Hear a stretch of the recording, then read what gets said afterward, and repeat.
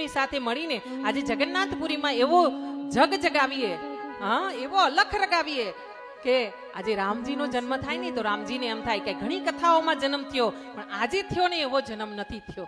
હા, ઘણી કથાઓમાં જન્મ થયો મારા કાનાને એમ થાય પણ આજે જે મારું પારણું ઝુલાવ્યું છે ને એક એક બેને એવા હૃદયથી હેતથી માં બનીને મારી માં જસોદાની મને કમી નથી લાગી. આવું એને થવું જોઈએ.